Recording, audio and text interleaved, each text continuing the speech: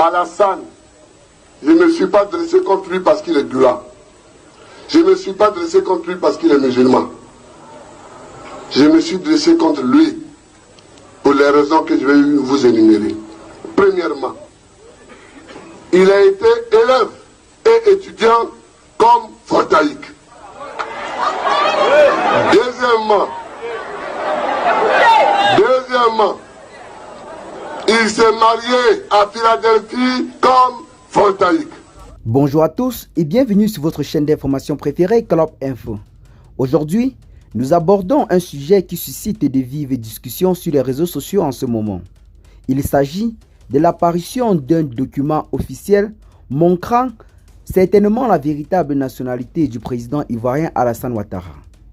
Depuis quelques jours, un document circule abondamment en ligne affirmant que le président Alassane Ouattara aurait une autre nationalité que celle de la Côte d'Ivoire. Cette révélation a relancé les débats sur son éligibilité et sa légitimité à la tête du pays.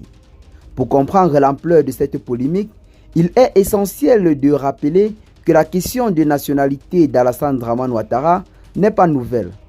En effet, dès les années 2000, des doutes avaient été émis quant à son origine. Certains de ses adversaires politiques l'accusant d'être originaire du Burkina Faso, le pays voisin.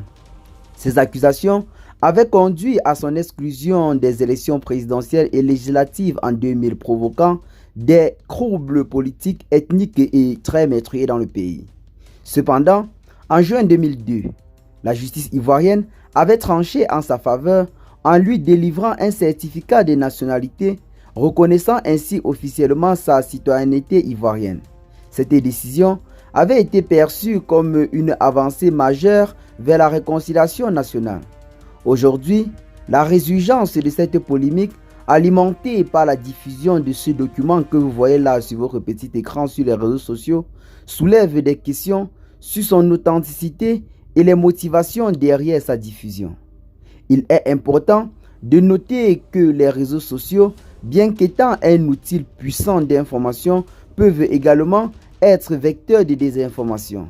Par le passé, des fausses informations ont circulé en période électorale en Côte d'Ivoire, exacerbant les tensions politiques et sociales.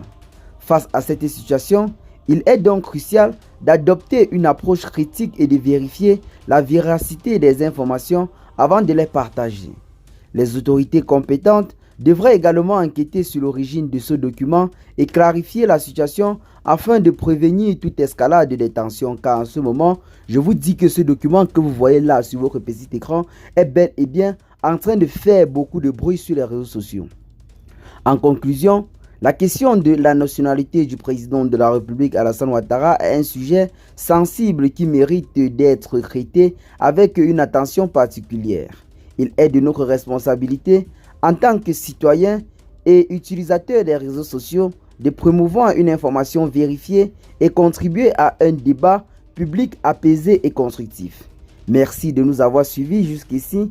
N'hésitez pas à partager massivement la vidéo. Ce qu'il faut retenir, c'est que la question de nationalité du président de la République Alassane Ouattara fait véritablement le plein des débats, surtout à l'approche des élections présidentielles.